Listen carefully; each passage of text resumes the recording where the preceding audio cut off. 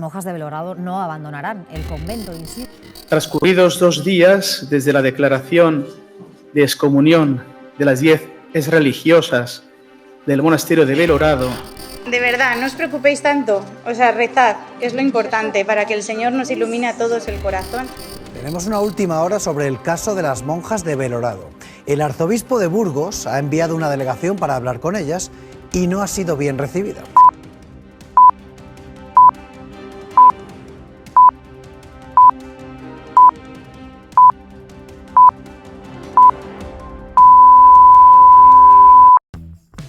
Hola familia de Tectón.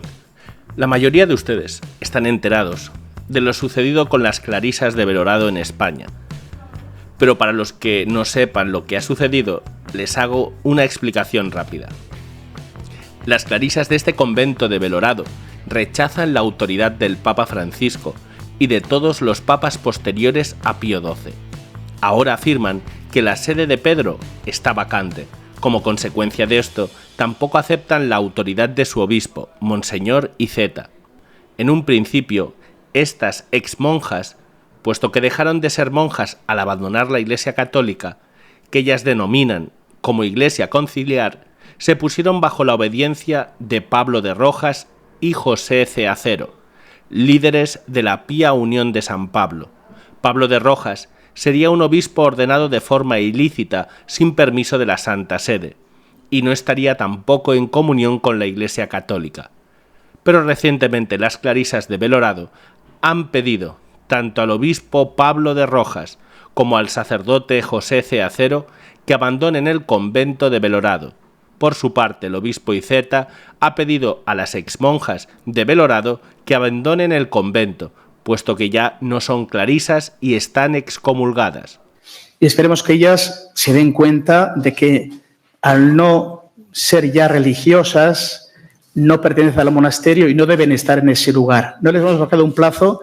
El plazo razonable puede ser, vamos a empezar el mes de julio, que sean los primeros días de julio, donde ellas recapaciten y lo piensen, pero no tenemos un plazo establecido. Queremos que ellas vayan siendo conscientes de la realidad que están viviendo y de la legalidad como es, ¿no?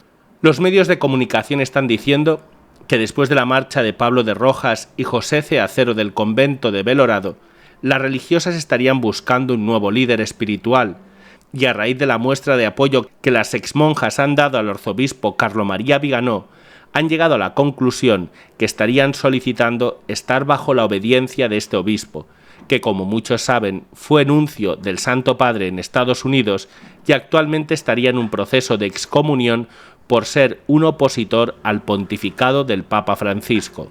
Por su parte, las monjas excomulgadas continúan encerradas en el convento de la localidad de Belorado.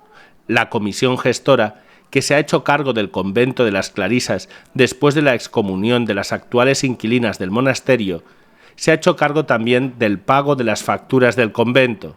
Fuentes del arzobispado de Burgos, al que pertenece el monasterio de Belorado, señalan que en los últimos días han llegado notificaciones de 2 entidades bancarias reclamando el pago de 2 créditos. Uno es de 150.000 euros de la obra de reforma de la cocina.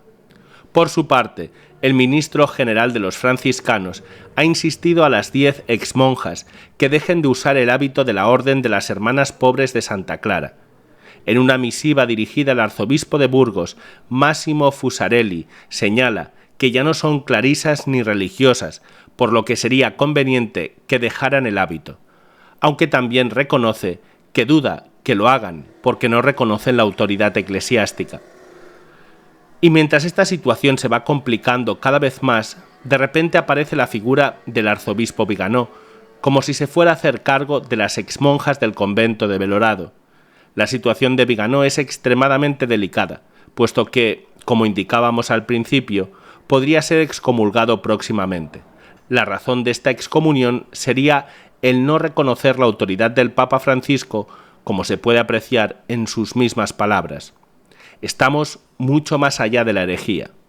San Roberto Bellarmino nunca hubiera imaginado que un emisario de la masonería pudiera llegar tan lejos como para ser elegido papa con el propósito de demoler la Iglesia desde dentro, usurpando y abusando del poder mismo del papado contra el papado. Tampoco podría haber imaginado que un papa hipotético superaría la mera herejía y abrazaría la apostasía total.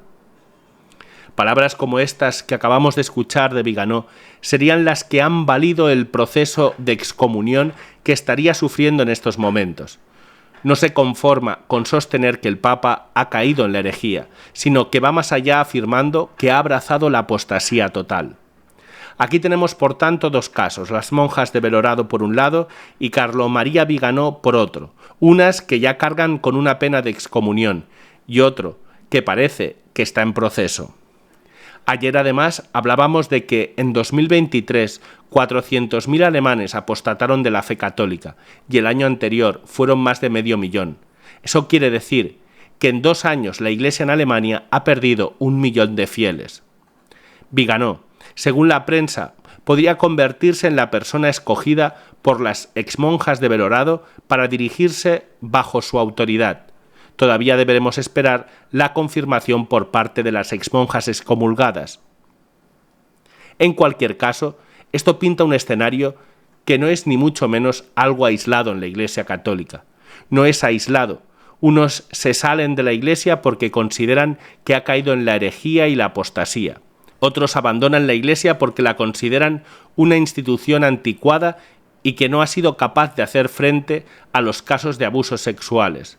El demonio engaña a cada uno según le conviene para conseguir su objetivo, que abandonen el barco de la Iglesia que lleva al puerto de la salvación eterna. Pero luego existe otro tipo de hereje o apóstata de la fe, es la de aquel que cae en herejía, cae en apostasía, pero en lugar de abandonar la Iglesia católica, continúa dentro, haciendo llegar su espíritu de apóstata a muchos lugares más. Herejes y apóstatas de este tipo los encontramos en fieles, sacerdotes, obispos y cardenales que sostienen posturas contrarias al Evangelio, a la revelación, a la tradición de la Iglesia, y sin embargo no son removidos de sus puestos. Vemos a sacerdotes como James Martin, que a pesar de tener una postura totalmente contraria a la fe en temas de moral, sigue siendo sacerdote y no ha recibido ningún tipo de pena, incluso después de haber posado recientemente con una imagen de la Virgen María, adornada con los colores de la bandera del movimiento LGBTQ+. Esto nos hace recordar a Fátima y a las apariciones de Nuestra Señora. Ella dio varios mensajes para la humanidad en esas apariciones, y uno de esos mensajes es lo que conocemos como el tercer secreto de Fátima.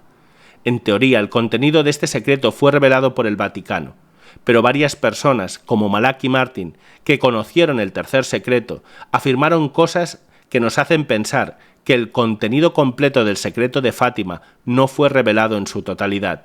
Según las afirmaciones de las personas que tuvieron algún conocimiento directo del contenido del secreto, estaríamos hablando del anuncio de una apostasía generalizada en la Iglesia católica.